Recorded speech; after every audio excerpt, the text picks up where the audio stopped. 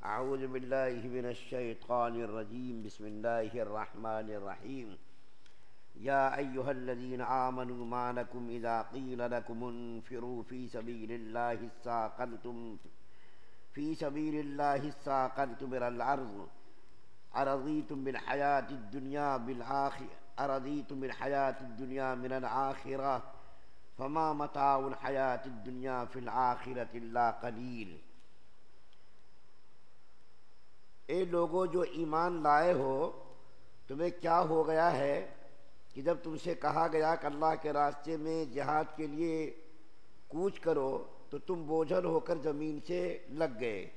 کیا تم آخرت کے مقابلے میں دنیاوی زندگی پر راضی ہو چکے ہو؟ اگر ایسا ہے تو یاد رکھو کہ دنیاوی زندگی کا مزہ آخرت کے مقابلے میں کچھ بھی نہیں مگر بہت تھوڑا۔ سورہ توبہ کی 38 نمبر کی آیت کل بھی آپ کے سامنے پڑھی گئی تھی، اور آپ کے سامنے یہ عرض کیا گیا تھا کہ نبی کریم صلی اللہ علیہ وسلم کی زندگی کا آخری غزوہ، ایک بات یاد آ گئی کہ بار بار جو یہ غزوے کا لفظ آ رہا ہے، غزوہ کہتے کس کو ہیں؟ غزوہ کہتے ہیں جس لڑائی میں نبی کریم صلی اللہ علیہ وسلم بذات خود شریک ہوئے ہوں، جس لڑائی میں نبی کریم صلی اللہ علیہ وسلم بنفس نفیس شریک ہوئے ہوں اس کو کہتے ہیں غزوہ، اور جس لڑائی میں نبی کریم صلی اللہ علیہ وسلم شریک نہ ہوئے ہوں، آپ نے صحابہ کرام کو لڑائی کے لیے بھیجا ہو تو اس کو کہتے ہیں سرایا۔ بہت ساری لڑائیاں ایسی ہیں جس میں نبی کریم صلی اللہ علیہ وسلم شریک ہوئے اور بہت ساری لڑائیوں میں شریک نہیں ہوئے۔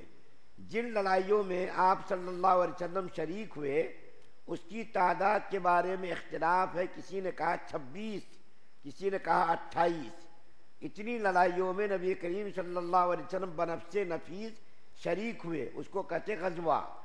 اور جس لڑائی میں نبی کریم صلی اللہ علیہ وسلم نے صحابہ کرام کو بھیجا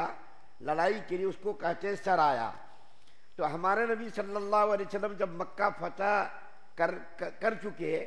اور حنین کی لڑائی سے فارغ ہو چکے اور طائف کا محاصرہ اٹھا کر کے مدینہ آئے تو یہ لڑائی پیش آئی 9 ہجری میں۔ نبی کریم صلی اللہ علیہ وسلم کو رومیوں کے بارے میں معلوم ہوا، جیسا کہ کل میں نے ذکر کیا تھا کہ کچھ تاجر لوگوں نے آ کر کے نبی کریم صلی اللہ علیہ وسلم کو اس کی اطلاع دی، تو نبی کریم صلی اللہ علیہ وسلم نے چونکہ دشمن بڑا تھا، طاقتور تھا، آپ نے اعلان عام فرمایا اور مسلمانوں کو جہاد کی ترغیب دی۔ حالانکہ ہونا یہ چاہیے تھا کہ مسلمان کہہ سکتے تھے یا رسول اللہ ہم تو ابھی لڑ کر کے آئے ہیں، چھوڑے بھی نہیں ہوئے ہیں، اور فتح مکہ کر کے آئے ہیں، حنین فتح کر کے آئے ہیں، طائف کا محاصرہ اٹھا کر کے آئے ہیں، تھوڑا آرام کر لینے دیجیے۔ لیکن صحابہ کرام کا دیکھیں دینی جذبہ، نبی کریم صلی اللہ علیہ وسلم کی آواز پر فوراً انہوں نے لبیک کہا اور لڑائی کے لیے تیار ہو گئے۔ 30,000 کی بڑی تعداد، اس سے پہلے کبھی اتنی بڑی تعداد مسلمانوں کی تیار نہیں ہوئی تھی۔ 30,000 کا لشکر جرار تیار ہوا تو نبی کریم صلی اللہ علیہ وسلم نے روانہ ہونے سے پہلے مدینے میں اپنی جگہ پر محمد ابن مسلمہ کو جو ہے قائم مقامی عطا فرمائی، یعنی نبی کریم صلی اللہ علیہ وسلم کی غیر حاضری میں اسلامی سلطنت جو تھا اس سلطنت میں حضرت محمد ابن مسلمہ رضی اللہ تعالیٰ عنہ کو اپنی قائم مقامی کی جگہ پر رکھا کہ تم میری غیر حاضری میں کام کرنا۔ اور حضرت عبداللہ ابن مکتوم رضی اللہ تعالیٰ عنہ جو ایک نابینا صحابی تھے جس کے بارے میں نے جمعے میں بیان کیا تھا، یہ دیکھیے اسلام کا دیکھیے عدل و انصاف اور مسلمانوں میں مساوات کا دیکھیے درس کیسا دیا ہے۔ حضرت عبداللہ ابن مکتوم رضی اللہ تعالیٰ عنہ آنکھوں کی بینائی سے محروم تھے، لیکن ایسی بینائی ایسی جو ہے آنکھوں کی محروم تھے، یہ ایسے صحابی کے اوپر 100 کروڑ بھی بینائی جو ہے قربان ہے۔ حضرت عبداللہ ابن مکتوم رضی اللہ تعالیٰ عنہ کو مسجد نبوی کا امام بنایا اور حضرت علی رضی اللہ تعالیٰ عنہ کو بلایا اور فرمایا اے علی تم میری غیر حاضری میں عورتوں اور بچوں کی نگرانی کرنا، میں جب نہیں رہوں گا مدینے میں تو تم میری غیر حاضری میں بچوں کی اور عورتوں کی حفاظت کرنا، ان کی نگرانی کرنا۔ تو حضرت علی رضی اللہ تعالیٰ عنہ نے عرض کیا یا رسول اللہ صلی اللہ علیہ وسلم، میں بچوں کی نگرانی کروں گا، عورتوں کی نگرانی کروں گا، لوگ تو مجھ کو بزدل کہیں گے۔ تو نبی کریم صلی اللہ علیہ وسلم نے حضرت علی رضی اللہ تعالیٰ عنہ سے فرمایا، اے علی، کیا تم اس بات پر راضی نہیں ہو کہ جو نسبت اللہ تعالیٰ نے حضرت ہارون علیہ السلام کو موسیٰ علیہ السلام کے ساتھ عطا فرمائی تھی، وہی نسبت تم کو میرے ساتھ ہے۔ نبی کریم صلی اللہ علیہ وسلم نے حضرت علی رضی اللہ تعالیٰ عنہ کی دلجوئی فرمائی، حوصلہ افزائی فرمائی کہ میں جو تم کو یہاں رکھ کر کے جا رہا ہوں، حضرت موسیٰ علیہ السلام نے اپنے بھائی حضرت ہارون کو اپنی جگہ پر مقرر کر کے رکھ کر کے طور پہاڑ پر گئے تھے۔ توریت اللہ تعالیٰ نے وعدہ کیا تھا توریت کتاب لینے کے لیے، تو میں بھی یہ چاہتا ہوں کہ تم میری غیر حاضری میں مدینے میں رہو، اور جو نسبت اللہ تعالیٰ نے ہارون علیہ السلام کو موسیٰ علیہ السلام کے ساتھ عطا فرمائی تھی، وہی نسبت تم کو میرے ساتھ ہے۔ لیکن میرے بعد کوئی نبی آنے والا نہیں، موسیٰ اور حضرت ہارون علیہ السلام کے بعد تو دوسرے نبی آئے، لیکن میرے بعد اب کوئی نبی آنے والا نہیں۔ تو بہرکیف نبی کریم صلی اللہ علیہ وسلم سفر کے لیے نکلے، راستے میں مختلف مراحل سے آپ کا گزر ہوا۔ ایک جگہ پانی کی بڑی کمی محسوس ہوئی، صحابہ کرام نے عرض کیا یا رسول اللہ، پانی کی تکلیف کی وجہ سے ہم لوگوں کی جان بن آئی ہے، کہیں ایسا نہ ہو کہ ہم لوگ ہلاک ہو جائیں۔ تو اللہ کے رسول صلی اللہ علیہ وسلم نے آسمان کی طرف نظر اٹھائی اور دعا فرمائی، اللہ تعالیٰ نے اسی وقت بارش برسائی، اور صحابہ کرام نے اپنے اپنے برتنوں کو پانی سے بھر لیا۔ آگے جب ایک جگہ گزر ہوا، قوم سمود جس کا تذکرہ قرآن کے اندر ہم نے آپ کے سامنے سورہ اعراف کے اندر کیا تھا کہ یہ قوم سمود اتنی بدباطن خبیث ترین قوم تھی، یہ اپنے زمانے کے نبی حضرت صالح علیہ السلام سے معجزہ کا انہوں نے تقاضا کیا تھا۔ ان کی خواہش کے مطابق اللہ تعالیٰ نے پہاڑی سے اونٹنی کو نکالا تھا۔ تو حضرت صالح علیہ السلام نے باری مقرر کر دی تھی کہ ایک دن ہماری اونٹنی پانی پیے گی، ایک دن تمہارا جانور پانی پیے گا، لیکن ان کمبختوں نے اس اونٹنی کو قتل کر دیا تھا، ذبح کر دیا تھا۔ جس کنویں سے وہ اونٹنی پانی پیتی تھی وہ کنواں آج بھی غالباً برقرار ہے۔ نبی کریم صلی اللہ علیہ وسلم کا جب ادھر سے گزر ہوا اس بستی پر، تو اللہ کے رسول صلی اللہ علیہ وسلم نے فرمایا اس جگہ سے جلدی سے گزرو، اور نبی کریم صلی اللہ علیہ وسلم نے اپنے چہرے انور کو کپڑے سے ڈھانپ لیا اور فرمایا اس کنویں سے کوئی پانی استعمال نہ کرے، نہ وضو کرے، نہ غسل کرے، نہ اس کنویں کا پانی استعمال کرے، اور نہ پانی کو آٹے کے اندر ملا کر کے آٹا گوندے۔ لیکن بعض صحابہ کرام نے لا علمی کی وجہ سے، بے خبری کی وجہ سے آٹا گوند لیا تھا۔ تو اللہ کے رسول صلی اللہ علیہ وسلم نے فرمایا اس آٹے کو تم استعمال مت کرو، بلکہ اس آٹے کو جانوروں کو کھلا دو۔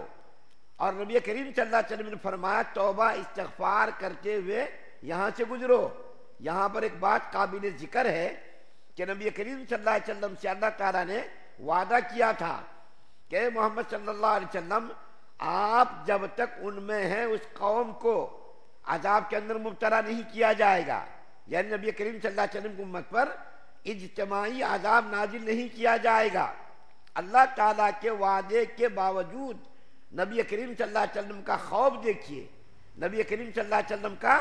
اللہ تعالیٰ سے خوف الہی دیکھیے۔ جس قوم کے اوپر اللہ تعالیٰ نے کسی زمانے میں عذاب نازل کیا تھا، قوم سمود کے اوپر، اور چیخ مار کر کے ان کمبختوں کو ہلاک اور برباد کر دیا تھا، ایسی قوم پر سے، ایسی بستی پر سے گزرتے وقت نبی کریم صلی اللہ علیہ وسلم نے صحابہ کرام کو حکم دیا تیزی کے ساتھ گزرو، اپنے کپڑے سے چہرے مبارک کو ڈھانپ لیا اور تیزی کے ساتھ گزرنے کا حکم دیا کہ کہیں ایسا نہ ہو ہم لوگوں پر بھی اللہ تعالیٰ کا عذاب آ جائے اور اس عذاب کے اندر ہم لوگ بھی مبتلا ہو جائیں۔ تو نبی کریم صلی اللہ علیہ وسلم آگے گزر گئے تیزی کے ساتھ، اللہ تعالیٰ کے وعدے کے باوجود بھی آپ ڈرتے رہے اور ڈرتے ہوئے اس بستی سے گزر گئے۔ آگے چل کر کے ایک چشمہ آیا، نبی کریم صلی اللہ علیہ وسلم نے فرمایا اس چشمے میں سے کوئی پانی نہ پیے، کیونکہ چشمے کے اندر پانی بہت کم تھا۔ صحابہ کرام کو حکم دیا کہ اس چشمے میں سے پانی کو جمع کر کے لاؤ۔ قطرہ قطرہ پانی رس رہا تھا، تو صحابہ کرام نے پانی کو تھوڑا تھوڑا کر کے اپنے برتن میں جمع کیا، نبی کریم صلی اللہ علیہ وسلم کی خدمت میں پیش کیا، تو وہ پانی تھوڑا سا جمع ہو گیا، نبی کریم صلی اللہ علیہ وسلم کی خدمت میں پیش کیا گیا، تو آپ نے ہاتھ مبارک دھویا، چہرے مبارک کو دھویا، اور دھو کر کے اس پانی کو اس چشمے کے اندر ڈال دیا۔ نبی کریم صلی اللہ علیہ وسلم نے حکم دیا اس چشمے کے اندر پانی کو ڈال دو۔ نبی کریم صلی اللہ علیہ وسلم کے بدن مبارک سے اس پانی کے مس ہونے کی برکت سے اس چشمے کے اندر پانی کا ایسا فوارہ جاری ہوا کہ صحابہ کرام میں سے بہت سارے صحابہ کرام کا جب بعد میں بھی وہ پانی کا چشمہ رہا، اور غالباً آج بھی اس پانی کا چشمہ وہاں پر جاری ہے۔ نبی کریم صلی اللہ علیہ وسلم کے جسم اطہر کے جسم اطہر سے مس ہونے کی برکت سے پانی کا چشمہ جاری ہو گیا۔ صحابہ کرام نے پانی کا استعمال کیا، اور نبی کریم صلی اللہ علیہ وسلم نے بھی پانی کا استعمال کیا۔ اس کے بعد نبی کریم صلی اللہ علیہ وسلم مقام تبوک پر پہنچے، وہاں نبی کریم صلی اللہ علیہ وسلم 20 روز مقیم رہے، 20 روز آپ نے قیام کیا اور دشمن کا انتظار کیا، لیکن 2 لاکھ رومیوں کی فوج رہنے کے باوجود بھی رومیوں کی ہمت نہیں ہوئی، حوصلہ نہیں ہوا کہ مسلمانوں سے جا کر کے ہم مقابلہ کریں، کیونکہ ان کو معلوم تھا کہ اگر ہم نے ان کے ساتھ مقابلہ کیا تو نبی کے ساتھ مقابلہ کرنا ہوگا، اور یہ جتنی فتوحات مسلمانوں کو ملی تھی اس کی ساری اطلاعات ان کو ملتی رہتی ہوں گی، بدر سے لے کر کے حنین تک، طائف تک، ساری لڑائیوں کے احوال سے وہ واقف ہوگا، تو ان کو اس بات کی ہمت اور جرأت نہ ہوئی کہ وہ آ کر کے مسلمانوں سے لڑائی کرے۔ چنانچہ 20 روز تک نبی کریم صلی اللہ علیہ وسلم وہاں تشریف فرما رہے، لیکن کوئی بھی کافر وہاں آنے کی ہمت نہیں کر سکا۔ 20 روز کے بعد جو واقعات پیش آئے ان میں سے چند واقعات کو انشاءاللہ بقرعید کے بعد بیان کروں گا، کیونکہ کل بھی یہ واقعہ مکمل ہونے کا امکان نہیں ہے، اس لیے چند دنوں کے لیے تفسیر کو روکا جاتا ہے۔ انشاءاللہ زندگی رہی تو بقرعید کے بعد اس واقعے کو مکمل کر کے اس کے عواقب و نتائج اور اس واقعے سے جو مسلمانوں کو ہدایات ملتی ہے اور تعلیمات ملتی ہے اس کے بارے میں انشاءاللہ بیان کیا جائے گا۔ اللہ سے دعا اللہ ہم سب کو سننے زیادہ عمل کی توفیق عطا فرمائے۔ سبحان اللہ و بحمدہ، سبحانک اللہم و بحمدک۔